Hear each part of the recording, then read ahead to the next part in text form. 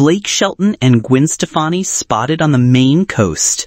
Remember when Blake Shelton released his debut album? It's summer, and that means Mainers have been seeing stars. Both country music singer Blake Shelton and pop icon Gwen Stefani have been making the rounds on the Maine coast. On Tuesday, the couple, who have been together for a decade, stopped at Side Treats Ice Cream and Toppings Bar in Bar Harbor. They then went on the road and found themselves in Belfast, where Shelton delighted star-struck employees at Front Street Shipyard and the Purple Baboon gift shop on Wednesday.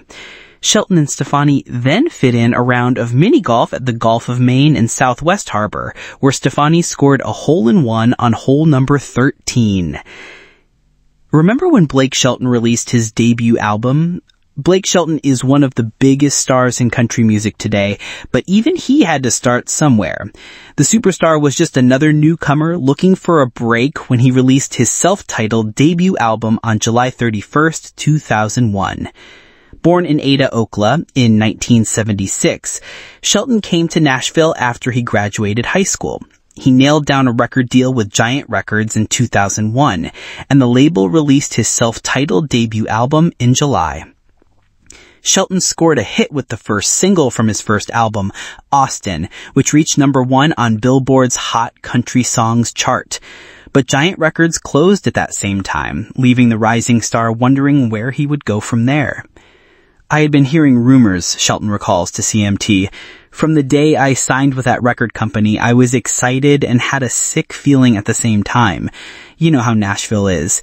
The rumors were always flying around. Giant's gonna close. They were true rumors, just way ahead of their time. Luckily, I was able to finish my album before the company closed. Shelton moved to Warner Brothers after Giant went out of business, releasing All Over Me and Ole Red as the second and third singles from his debut album. Both songs landed in the top 20, setting Shelton up for the success of his sophomore album, The Dreamer. He scored another number 1 hit, The Baby, from that album, and has gone on to build one of the most successful careers of his generation at country radio with more than 20 number 1 hits to date.